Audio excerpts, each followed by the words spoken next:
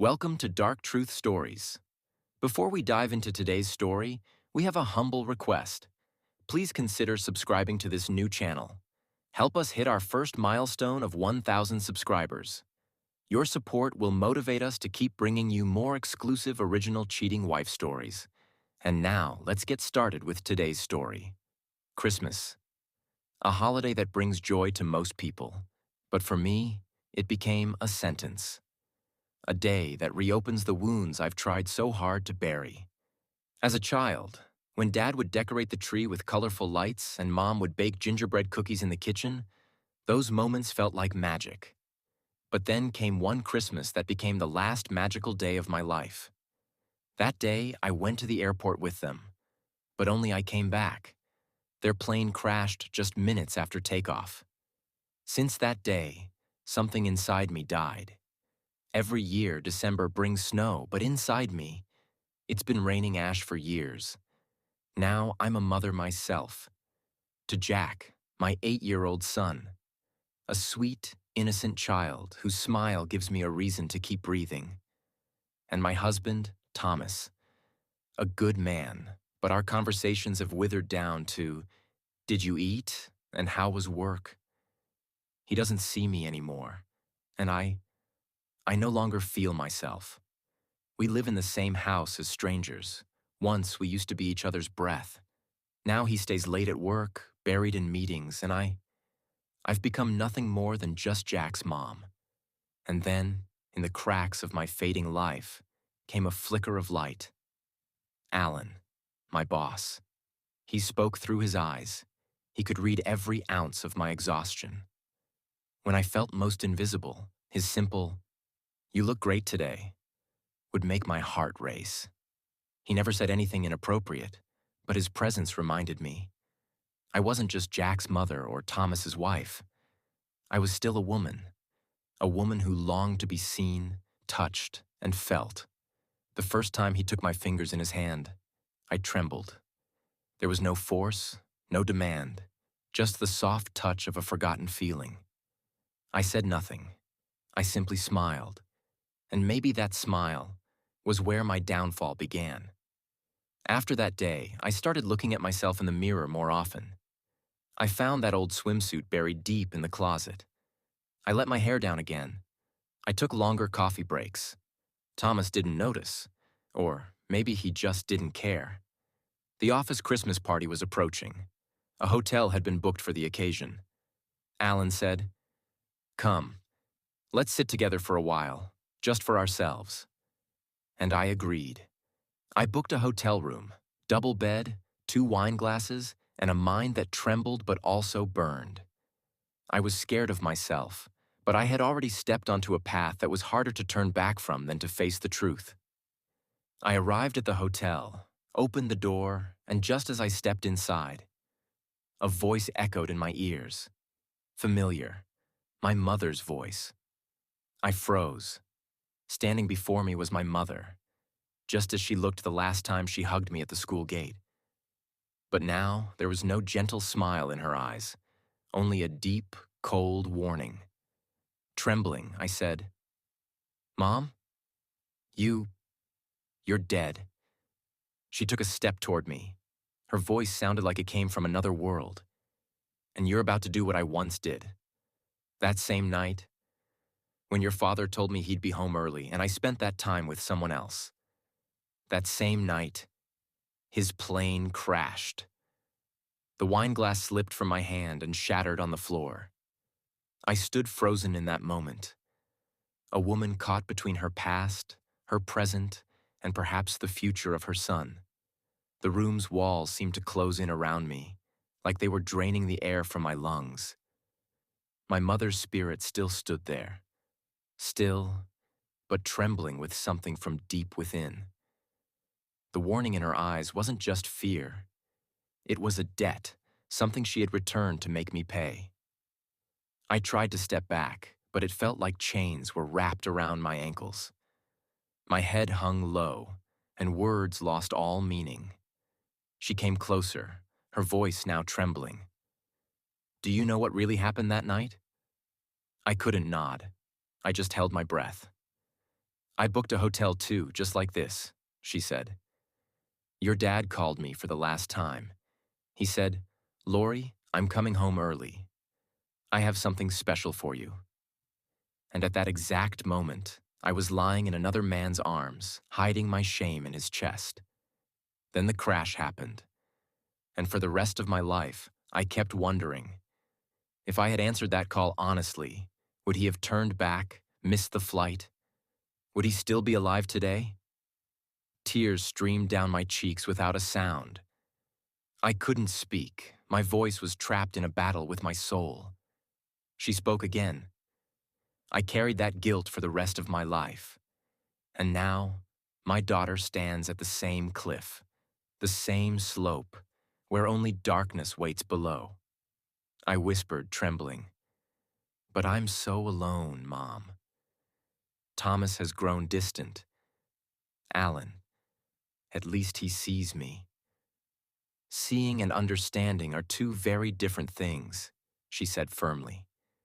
"He looks at you with eyes that begin and end with your body. And your son, will he one day remember his mother? In some hotel bed, in the shadow of another man?" It felt like someone had placed stones inside my chest. I wanted to respond, but my inner voice had turned against me. Suddenly, the room's light went out, and a cold breeze brushed against my cheeks. My mother's spirit began to fade, like her task was now complete. "Don't repeat my sins," she said one last time. "You won't have to carry the guilt I did, if you stop now." And then she disappeared. I dropped to the floor, burying my face in my hands. I had tried so hard to convince myself that I wasn't wrong, but those walls had now crumbled. And just then, another shadow slowly entered the room. But it wasn't my mother. It was my father. The ticking of the clock was no longer in the room. It was in my chest, pounding. After my mother's spirit left, the air became even heavier. Like something unfinished, half-burned, still lingered. I hadn't even gotten up when the air suddenly went still. And with it, the temperature dropped. Each breath I took seemed to freeze my fingers more. That's when I caught a familiar scent from behind. Leather jacket and pine wood. I turned. And there stood the man I had only seen in photographs for years. My father. His eyes were just the same. Deep, calm, but today, they carried something more than love. A truth that had lived behind his lips for years. He came toward me and sat down without saying a word. I couldn't move. Something inside me began to melt. A frozen ache now turning into tears. In a soft voice, he said, "You're thinking you're becoming like your mother. But do you know what I lost that night?" I gently nodded. "You lost your life." He looked at me and said, "No. That night, I didn't just lose my life. I lost all the time I could have spent with you. The moments where I'd read your first book, push your first swing, wipe away your tears." By now, my cheeks weren't just wet with tears. They were drowning in waves of regret. He continued, "Your mother lied to me, but I didn't hate her. Because I knew, when people start losing themselves, they try to fill that emptiness with others. Her greatest punishment wasn't her death. It was the years she lived, unable to forgive herself." In a trembling voice, I asked, "And me? Am I doing what she did?" He took my cold fingers into his warm hands. "You have a chance to give your son the life I never got to give you. But if you make the wrong choice today, that one moment will turn into a lifelong wound in your son's heart, just like the one you've carried. For me." It felt like my breath was stuck. Jack. My son. Was I about to give him the same scar I've felt every night on my pillow? I said to my father, "I love Thomas, but there's nothing left between us." And Alan. He cut me off. Love that starts demanding turns into a transaction, and a relationship that begins with the body but never reaches the soul is nothing but a fire that burns for one night and turns to ash by morning. I looked into his eyes, and for the first time, someone showed me a mirror so clear it hurt. As he stood up, he said, "I didn't come to tell you what's right or wrong. I came to show you what will remain after your decision. Jack's broken trust, years of shame in your eyes, and the loneliness that followed your mother to her grave." I tried to stop him, but he smiled and said, "You still have time to turn around. And if you do, I'll always be with you. Not just in pictures this time." And then slowly, he disappeared into the mist, and something deep within me shattered. Like I had truly felt my mother's sins in my own skin.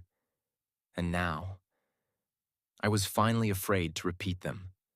The room was drowned in darkness, but my eyes were blinded by the light of truth. My mother and father, both were gone now, but their words echoed inside me like a raging storm. I thought it was all over, that now it was up to me to decide where to go. But life had more answers waiting for me. And the next spirit was colder, more ruthless than the ones before. The air grew heavier, and I suddenly felt myself standing somewhere else entirely. Everything had changed. I wasn't in the hotel anymore. I was in a loud, crowded hall, like an office party buzzing outside the workplace. But everything was covered in a strange mist. In front of me was a round table, and there was Alan, seated with his friends, a drink in his hand, his eyes not on me, but on someone else. I saw myself too. I was standing close to him, smiling, unaware of everything around me. But then, I heard what his friends were saying. "Damn, Alan, you always reel in one every year. How's this married one working out?" One of them laughed. Another added, "Look at her eyes, man. She's already falling for you." And Alan? He just smiled. That same smile that had once melted me. But now I realized it wasn't just mine. It was a mask. One he wore every year. "What about her husband? Won't he find out?" Another asked. Alan took a sip and said, "Her husband? He's at home playing dad. I'm just showing her the real version of herself." My heart felt like it had stopped. I wanted to scream, but I couldn't. I wasn't really there. This wasn't happening now. I was just witnessing the truth of a life I was blindly walking toward. And then, the scene changed again. I was in a small room, barely enough space for a table and a bed. In the corner sat Thomas, alone, exhausted, holding an old family photo of us. He stared at it like he was trying to pull something out of it. His face wasn't lined with age, but his eyes carried a heavy weight. That smile I used to love was long gone. All that remained was a broken hope, like he was trying to convince himself this was just a bad dream. I looked at him, really looked at him for the first time, and I saw how far I had drifted. And he was still standing at the door we had once walked through together. My eyes welled up. I wanted to scream, "I'm here, Thomas. I want to come back." But no sound escaped. My voice was lost in a place where regrets can't reach. And then, I heard a whisper behind me. "Is this the life you chose?" I turned around. The third spirit stood there, the one who came to show me what my future might look like. "You made a choice today," she said. "You turned a lie into your reality. Now I'll show you what you gave up, and that too by your own hand." I began to tremble. My heart now beat with more than just regret. It thudded with fear. What I once thought was just a fleeting warmth now looked like a life sentence. I was standing in a place with no light, only consequences. The third spirit had taken me to a future where hope had suffocated and every relationship was breathing its last breath. There was no ground beneath my feet, no sky above, just the truth I had refused to face. I was in a courtroom. I saw myself standing there, dark circles under my eyes, baggy clothes, and a look on my face that said I'd lost everything. The judge sat before me, reading from a sheet of paper. "Custody is granted to the father," he declared. The words hit me like a hammer to the chest.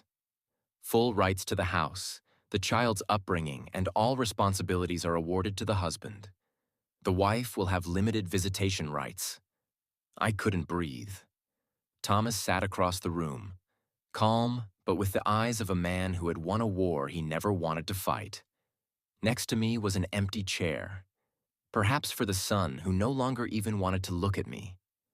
The scene changed again. Now I was in a dingy little apartment, dust-covered windows, grimy walls, and in the fridge, only a half-empty bottle of wine. I watched myself, collapsed on a couch, makeup smeared, hair a tangled mess. And across from me sat Alan, the same Alan I had once found irresistible. But now he was the reason I felt exhausted. He held a beer can, his belly sagging, his eyes full of contempt instead of charm. "Can you at least do something useful for once?" he snapped. "Look at this place. And the food? Who did I even marry?" I didn't say anything. I just looked down. This was the bed where I had broken my marriage. And now, it had become my punishment. The next moment, I was in a grand hall, my son Jack's wedding. There were decorations everywhere, laughter, joy. But as I stepped forward, a waiter stopped me. "Sorry, this section is for family only." In a trembling voice, I said, "I'm his mother." Just then, Jack's hand was taken by another woman, a graceful, kind-looking woman who softly said, "Come on, son, everyone's waiting." And Jack called her Mom. I stood there, frozen, tears streaming down my face, unnoticed by anyone. In my lap was a letter I had sent to Jack, but stamped across it in bold red letters were the words, "Refused by addressee." The third spirit appeared beside me and said, "You thought it was just one relationship that would break. But the truth is, when a mother falls, her shadow falls first on her child. Now think again. Is this the story you meant to write for yourself?"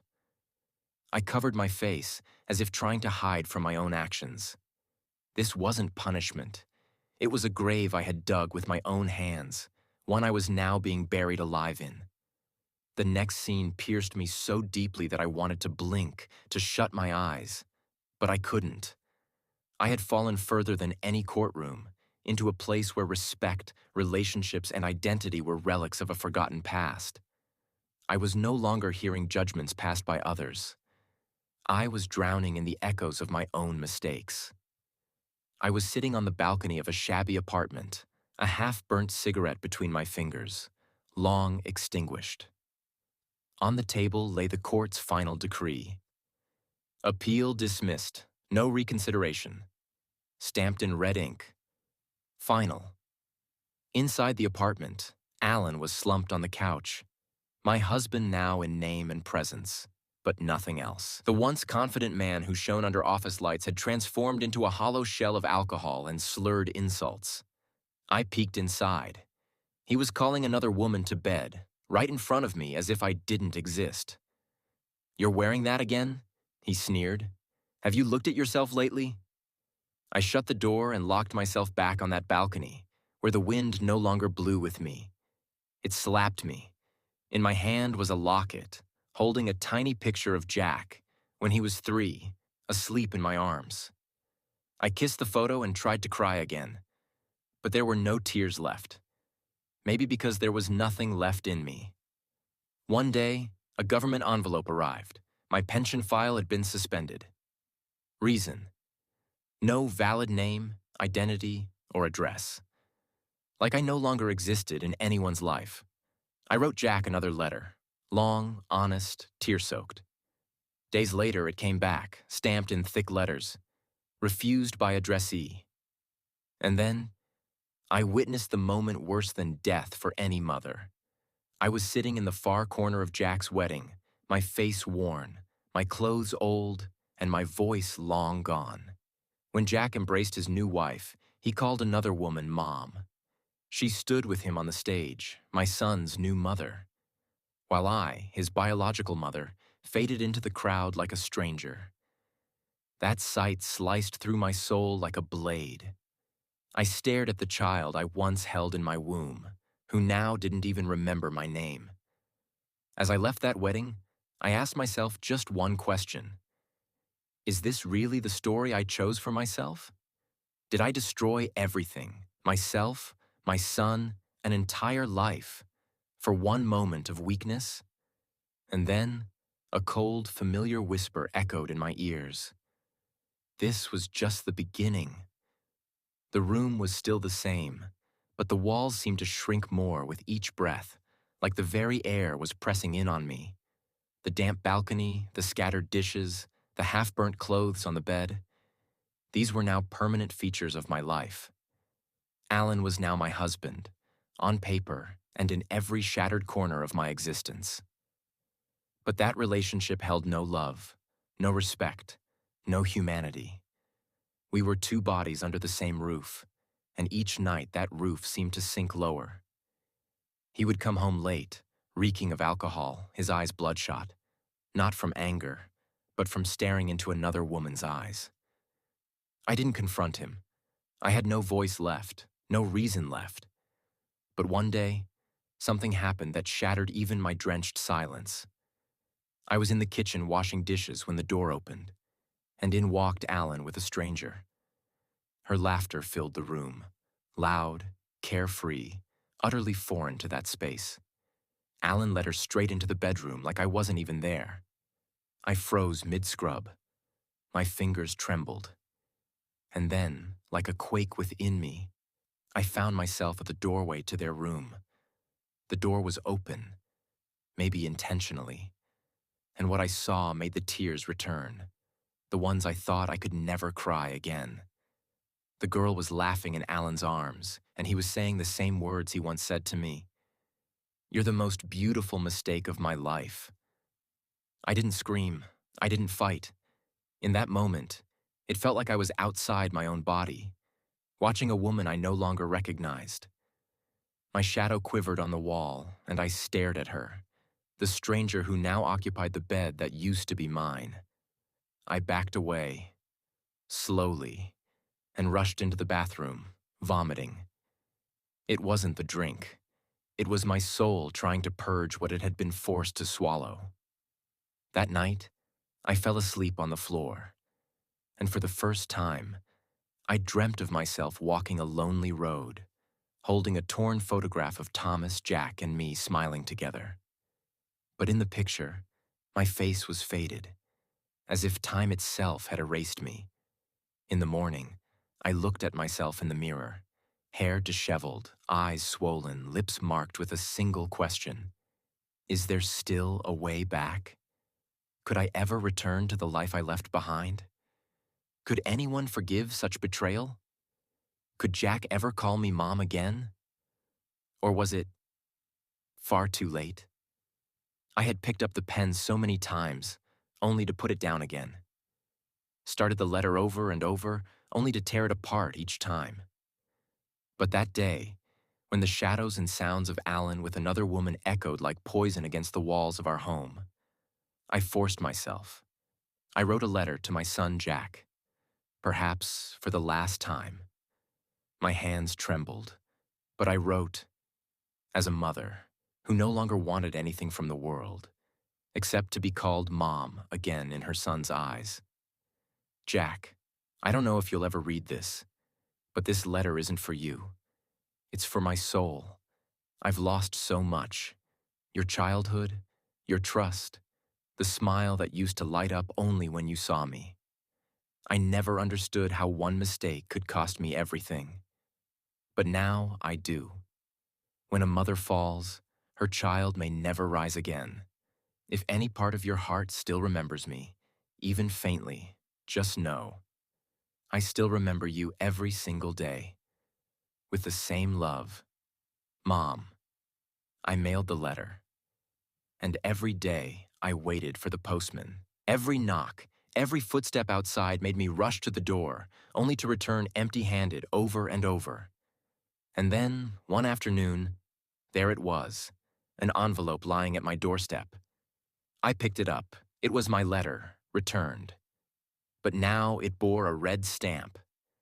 Refused by addressee. My hands trembled.